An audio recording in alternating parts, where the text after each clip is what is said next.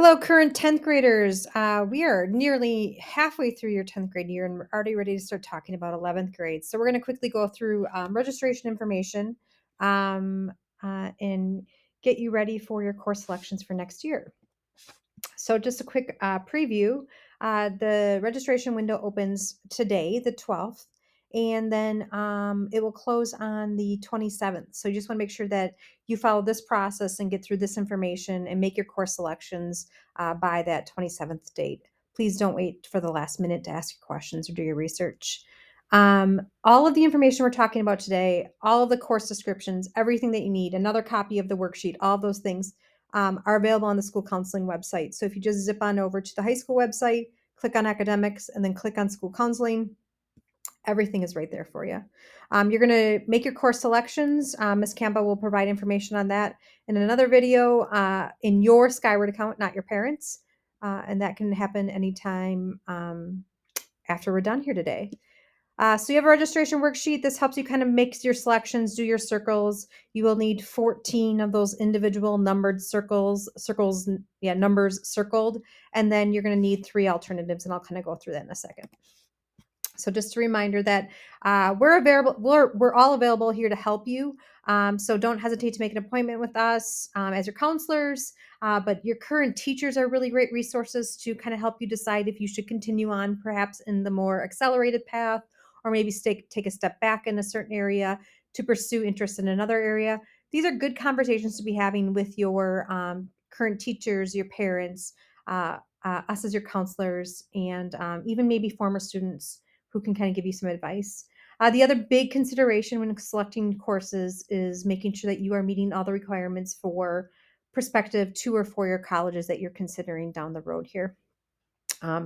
What they require to get in isn't always what we require to get out of our high school. So you want to make sure you are preparing for admission to somewhere that you were hoping to go.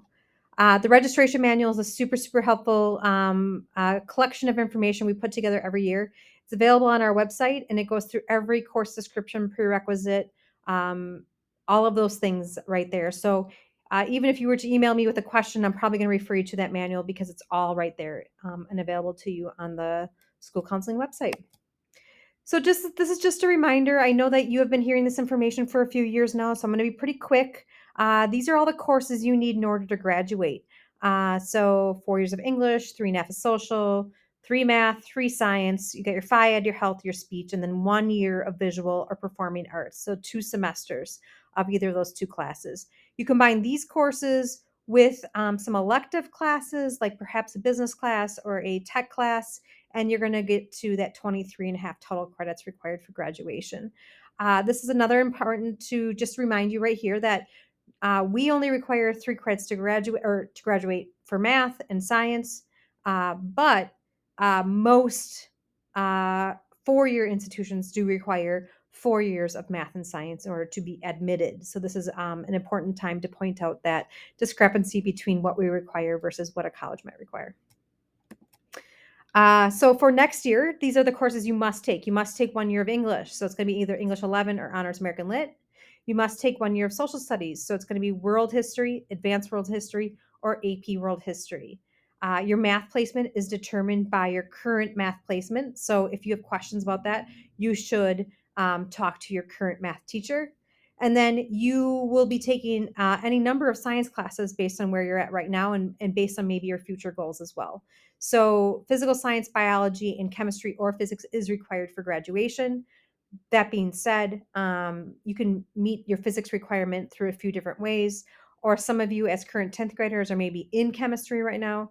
So you might be anticipating taking maybe physics next year and then maybe taking AP Bio your senior year or some combination like that. So your science, these are the requirements, but you might be taking them in a couple different sequences here. Just a few other things to keep in mind. You do need statistics in order to graduate. The classes listed right here are the classes that you can take and still get your statistics requirement done. So geometry of stats, FST, general stats, AP stats, and applied math all meet that stats requirement. Fine art, I'll go over that in just a second, but you do need 2 semesters. And then we don't require a foreign language to graduate. However, most colleges require at least 2 years, often 3, in order to be admitted. So here's that art requirement. I'm not going to read through all of these with you, but the ones highlighted in green are ones that require prerequisites. So if you're hoping to take one of those ones in green by the time you graduate, you want to make sure that maybe next year you take the prerequisite so that you can take one of those other classes down the road. And just want to point out 2 new art classes down in the bottom left here. We've got the design in the digital realm, and then the visual narrative. Course descriptions for both those classes are in the registration manual. So if you have any interest in taking additional art classes, that's where you should look for those course descriptions so that you can decide. Just make sure that you are keeping in mind those ideas and those things that we've been talking about. What's required for graduation, what might be required for admission.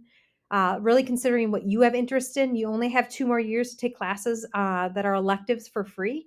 Otherwise, you'll be taking things for tuition once you graduate. And so, if you have an interest in art, you should take some art classes. If you have an interest in tech and you haven't taken any tech classes yet, go ahead and do that, or business, or anything like that.